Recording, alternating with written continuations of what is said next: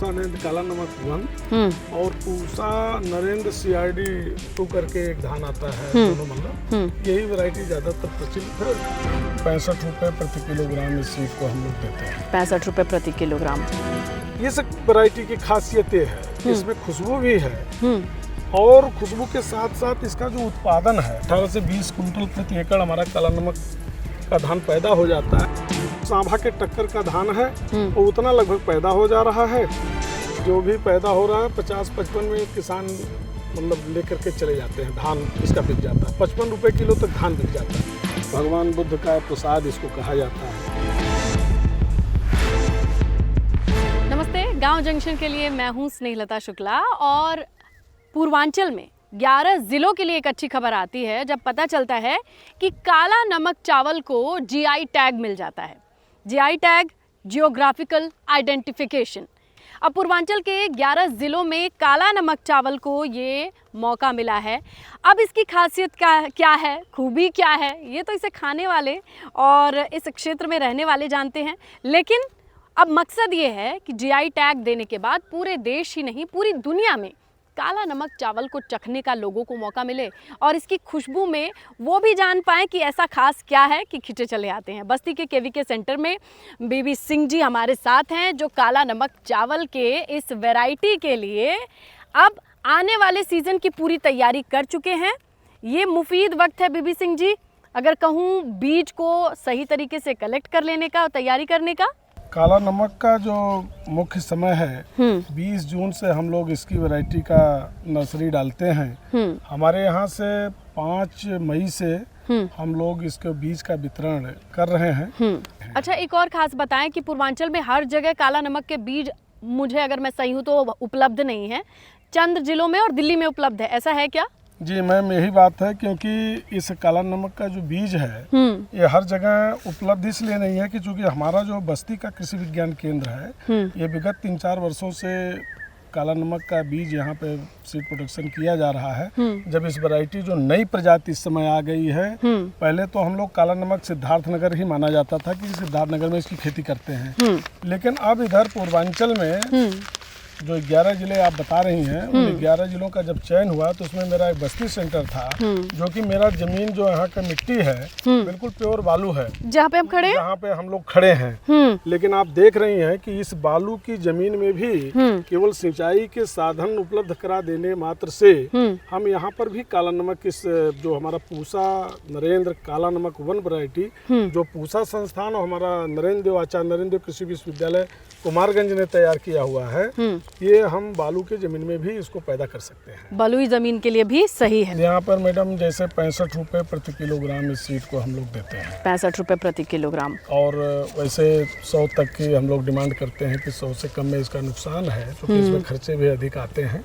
तो अभी तो 65 में जा रहा है, बाकी और उसका और आता है। हमारे यहाँ जो KN3 धान होता था काला नमक का, जो हमारा पूर्वांचल का मतलब देसी वाला था, जो देसी वाला टाइप मान लीजिए आप, उसकी लंबाई लगभग 6 से 7 फीट तक होती थी। इतना ऊंचा? हाँ, ऊंचा। और वो गिर जाता था, उसकी पैदावार मुश्किल से 1-1.5 कुंटल प्रति बीघे में ही हो पाती थी, कम होता था, गिरता बहुत था। ये सब वैरायटी की खासियतें है, इसमें खुशबू भी है और खुशबू के साथ साथ इसका जो उत्पादन है हमारे बस्ती जनपद में 4 से लेकर के 6 कुंटल बीघा यानी लगभग 18 से 20 कुंटल प्रति एकड़ हमारा काला नमक का धान पैदा हो जाता है। किसान बहुत खुशहाल हैं और कहते हैं साहब हम इसको और ज़्यादा से ज़्यादा लगाएंगे। 1 कुंटल पे कितना मुनाफा हो जाता होगा किसानों को आपके हिसाब से डॉक्टर साहब? मैडम मैं तो कई लोगों से मैं ये भी कहा, मैंने देखा हमारे जो भी पैदा हो रहा है 50-55 में किसान मतलब लेकर के चले जाते हैं, धान इसका बिक जाता है। 55 रुपए किलो तक धान बिक जाता है। डिमांड क्या कितनी बड़ी है पिछले चंद सालों में?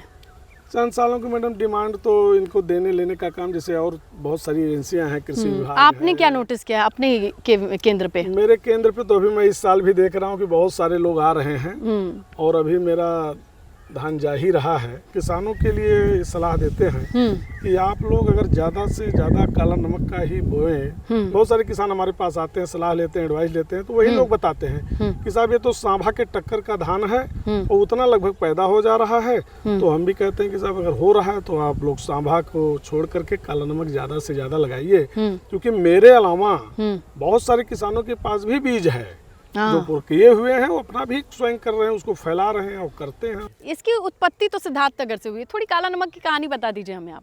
काला नमक की कहानी का जैसे भगवान बुद्ध का प्रसाद इसको कहा जाता है।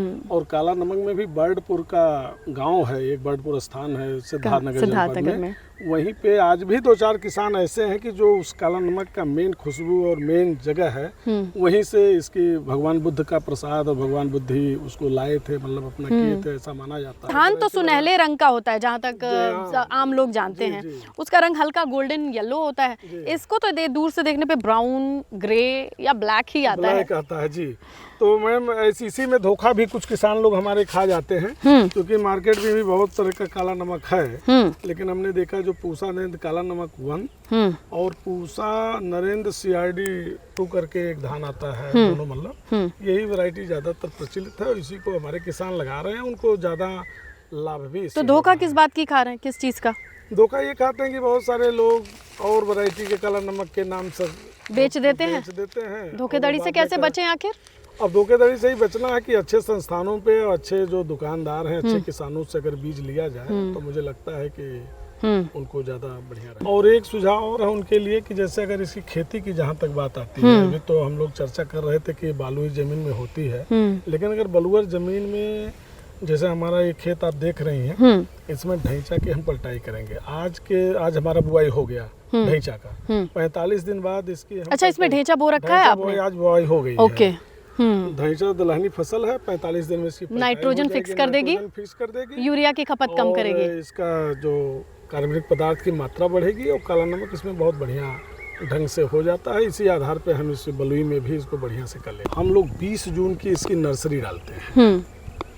वैसे तो हमारे बहुत सारे किसान 5 जून से ही 15 जून 20 जून, लेकिन इस धान की एक विशेषता और भी है। अगर 5 जून को नर्सरी डालेंगे तब भी ये लगभग 15 से 20 नवंबर को जाकर के कटेगा। अच्छा, कटाई तभी होगी। अगर मेन जो इसका समय है कि 20 जून या जितना ही देर कर देंगे, थोड़ा सा पछेती रखें, ठंडे का पछेती करेंगे तो काला नमक बढ़िया अपने समय से 15-20 नवंबर होगा। हमारे किसान भाई क्या सोचते हैं कि जो जमीन की मिट्टी बहुत भारी हो या जड़हनिया टाइप का जमीन हो या बहुत पानी चाहने वाली काला नमक फसल है, ऐसा नहीं।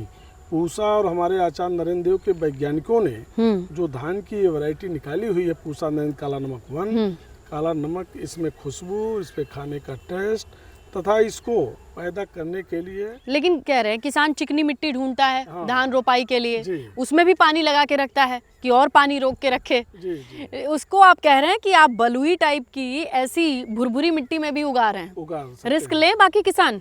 जी हाँ, रिस्क ले सकते हैं। मैं रिस्क ले रहा हूँ, मैं यही दिखाता हूँ। 3-4 वर्षों से काला नमक को पैदा इस जमीन में कर रहा हूँ, तो इसलिए मैं बहुत बोल्डली बोलना चाहता हूँ कि किसान भाई लोग बलुई जमीन में भी काला नमक को कर सकते हैं। और 20 जून को नर्सरी डालने के उपरांत जब उनके 21 से 22 दिन या 25 दिन के अंदर जुलाई का जो दूसरा सप्ताह है, 10-12 तारीख में काला नमक की रोपाई कर दें और 20-25 तक जाकर के इसकी कटाई हो जाएगी।